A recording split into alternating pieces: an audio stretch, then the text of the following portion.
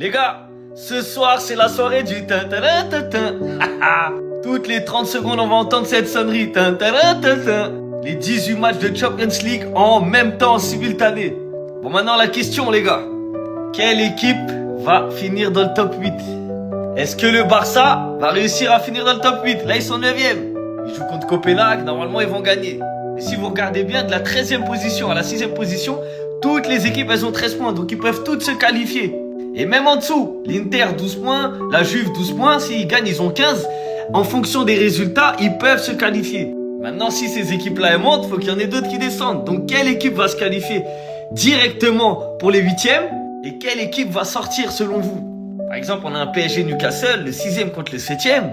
Ah, les deux équipes ne pourront pas prendre 3 points. Donc il y a forcément une des deux équipes qui va perdre des places, voire les deux équipes s'ils font un match nul.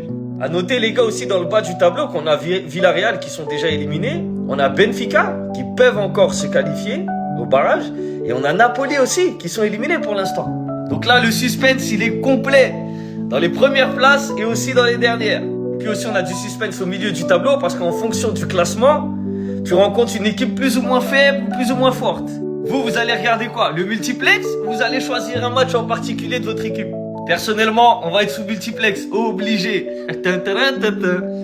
Ça va être un bordel pas possible. Neymar dit, aujourd'hui pas de Champions League. Comme tout le monde le sait, depuis le changement de format qui a eu lieu l'année dernière, toute la dernière journée se joue en même temps, à la même heure, pour pas que les équipes soient dans les calculs, envoient des équipes B, donnent des points à d'autres équipes qui en ont besoin. Là c'est chacun pour sa peau, Battle Royale. Et d'ailleurs demain pour ceux qui veulent regarder le match, Oubli TV, série, film, la référence comme vous savez. Je reprends mon propos. Comme je le disais au début de vidéo, ça va être un bordel pas possible parce que comme vous pouvez le voir au classement, il y a tellement d'équipes qui se talonnent et tellement d'équipes qui peuvent jouer le top 8 pour accéder directement à la phase finale de la Ligue des Champions. Je peux vous assurer que toutes ces équipes-là vont jouer le coup à fond. Dortmund, Galatasaray, ça risque d'être un peu compliqué, mais Dortmund, Juve, Inter et tout le tralala, ils vont se la cramer. Et tout le top 8 voudra garder sa place forcément. Je pense à Newcastle, je pense au PSG, je pense à Chelsea. D'ailleurs, à noter qu'il y a 5 équipes anglaises dans le top 8, c'est un truc de malade. On sait tous un peu à quoi cette journée elle rime. Malheur! Malheur à celui qui fait l'erreur de faire ce à quoi je pense. Parce que là, ça va être du grand n'importe quoi. Vous savez très bien que vous n'avez pas à faire ça. Moi, je suis contre les paris sportifs, je l'ai toujours dit. Ne faites pas ça. Ne faites pas ça chez vous. Vraiment, si vous pouvez éviter, évitez. Parce que demain, vous allez vous créer des problèmes. Vous allez vous faire mal au crâne tout seul. Ne faites pas cette erreur. Soyez responsables.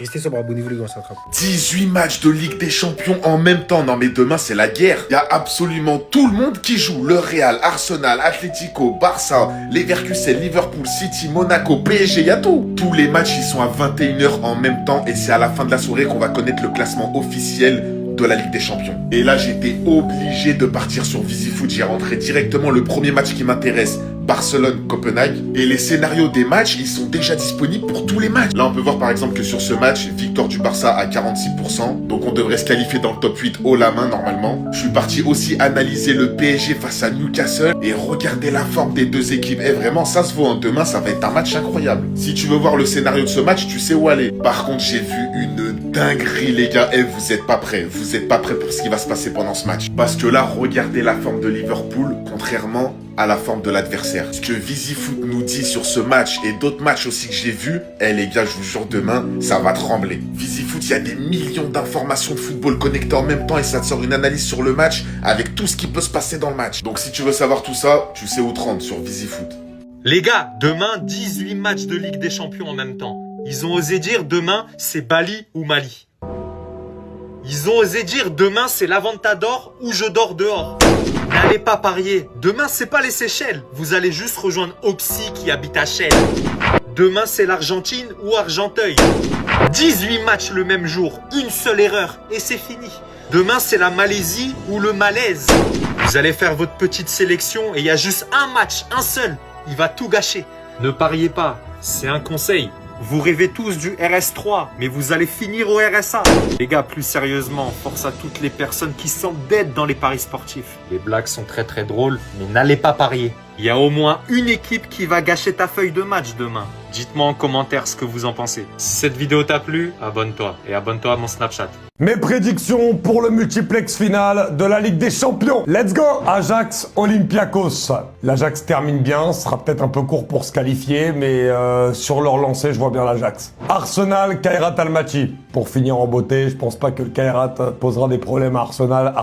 Bilbao Sporting. Je vois bien le Sporting faire un coup. Dans la continuité notamment de ce qu'ils ont montré contre le PSG, même du match au Bayern qui était très bon dans le contenu, je dirais le Sporting. Atlético Madrid Bodo Glimt. Je vois pas les Colchoneros avoir du mal et je les vois bien terminer, je dirais les Colchoneros. Barça Copenhague. Le Barça, important de gagner pour finir dans les 8, les Blaugrana. Leverkusen Villarreal. Avec un Villarreal déjà éliminé, je pense que le Bayer Leverkusen devrait faire le travail, je dirais le Bayern. Benfica Real Madrid. Benfica au bord de l'élimination, le Real veut assurer, même s'ils sont quasiment sûrs de finir dans les 8, je dirais avec Arbeloa, le nouvel élan intéressant qui découle du nouvel entraîneur pour l'instant, je dirais le Real. Bruges-Marseille, le gros match. Je vois bien Marseille faire le gros coup à Bruges et se qualifier pour les barrages de la Champions. Dortmund-Inter, match nul. Francfort-Tottenham, une victoire de Tottenham. Francfort va moins bien, Tottenham, allie entre le bon et le moins bon, mais je les vois bien gagner. Saint-Gilloise, Atalanta. L'Union a besoin d'une victoire, l'Atalanta aussi pour finir dans les 8, un match nul. Liverpool-Karabag, je vois bien Liverpool. City, Galatasaray, ça va être dur, mais je vois bien City s'imposer. Monaco-Juventus, très gros match aussi à venir. Monaco va avoir vraiment besoin de prendre des points sur ce match-là. Je vois un match nul. Naples-Chelsea. Très important pour Naples ce match-là pour espérer une qualification. Ils sont à la porte des 24.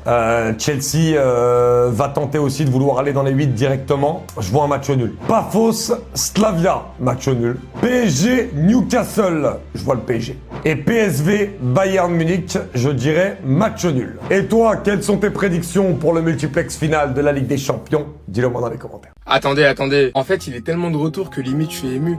Je suis ému, les gars, parce qu'au début de saison, je me rappelle quand il a eu sa pubalgie, je vous mens pas, les gars, j'avais chaud. Non, moi, je vais pas faire craver, hein. J'avais chaud de ouf. Mais quand je vois des statistiques comme ça, les gars, ça me fait plaisir. Les joueurs ayant réussi le plus de dribbles dans les 5 principaux championnats européens cette saison, Lamine Yamal 94, Jérémy Doku 62, Kylian Mbappé 57, Yann Diomandé 53. Regardez seulement la différence entre Lamine Yamal et Doku.